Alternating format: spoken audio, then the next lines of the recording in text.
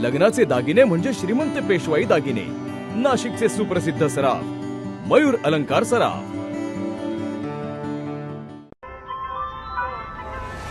ताज्या बातम्यांसाठी नाशिक न्यूजच्या YouTube चॅनलला सबस्क्राईब करा आणि बेल आयकॉनला प्रेस करा।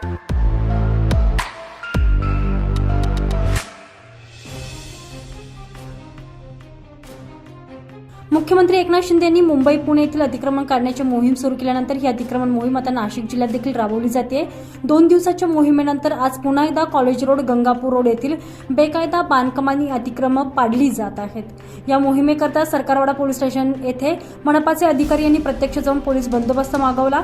शनिवारी राबवलेल्या अतिक्रमण निर्मूलन मोहिमेमुळे परिसरात तणाव निर्माण झालेला होता। अखेर हे अतिक्रमण काढण्यात आले। आज 1 जुलै रोजी नाशिक महानगरपालिकेच्या अतिक्रमण विभागाच्या वतीनं पुन्हा व्यापक मोहीम राबवली जात असून 12 वाजच्या सुमारास गंगापूर रोड, कॉलेज रोड या भागातील अतिक्रमणे काढण्यात आलेली आहे। त्याकरता मनपाचे अधिकारी सरकारवाडा पोलीस ठाणे येथे हजर झालेले असून पोलीस कुमक महापालिकेच्या मुख्यालयासमोर तैनात करण्यात आलेले आहे। महापालिकेच्या अतिक्रमण विभागानं महात्मा नगरातील भोसला मिलिटरी स्कूलच्या गेट जवळील तसेच समोर असलेल्या विरुद्धा धाबा, मुंबई स्टेट आदी हॉटेलचे अतिक्रमण काढण्याला सुरुवात केलेली आहे। या मार्गावरील बॅनर्स त्याचप्रमाणे अतिक्रमित भाग काढण्याकरता मनपाच्या अतिक्रमण निर्मूलन विभागातील कर्मचारी वृंद दाखल झालेले आहे।